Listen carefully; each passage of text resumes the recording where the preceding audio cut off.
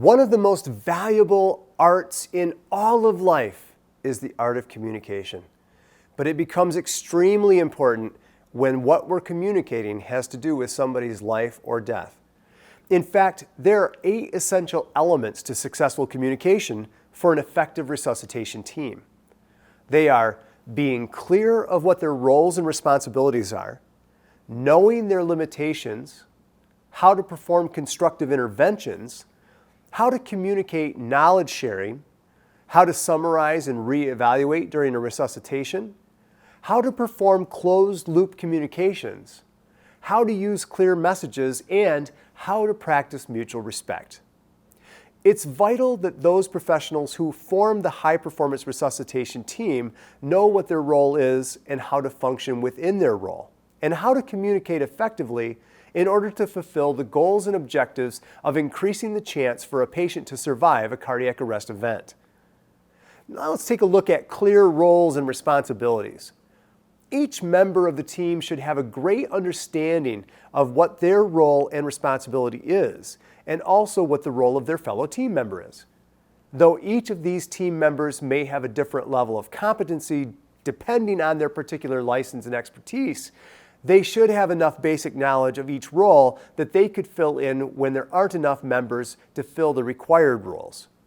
It's up to the team leader to decide who fills in for those missing team members and ultimately takes the role himself if no other option is available.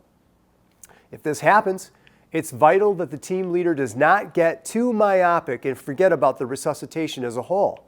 It'll be essential for the other team members to assist the team leader in successfully accomplishing this.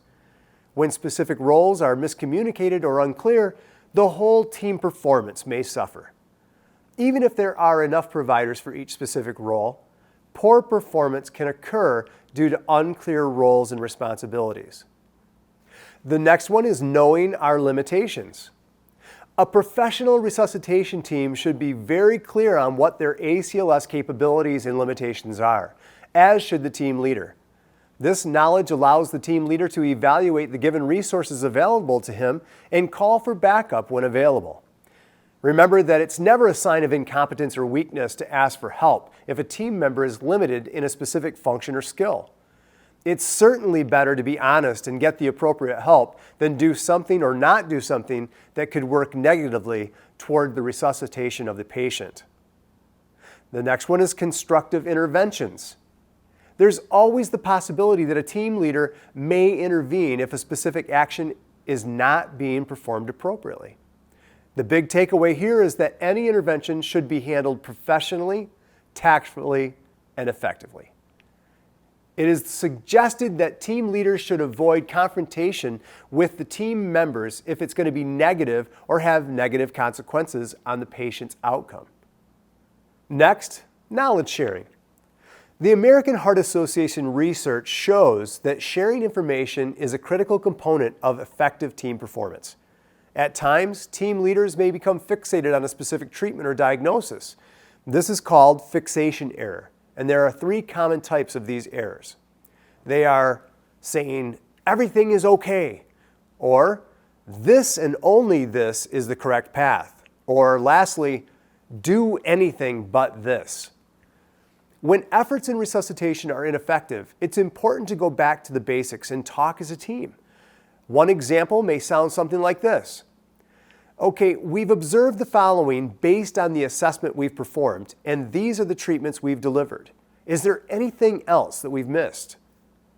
Team members should communicate changes in the patient's condition in order to help the team leader make informed decisions correctly.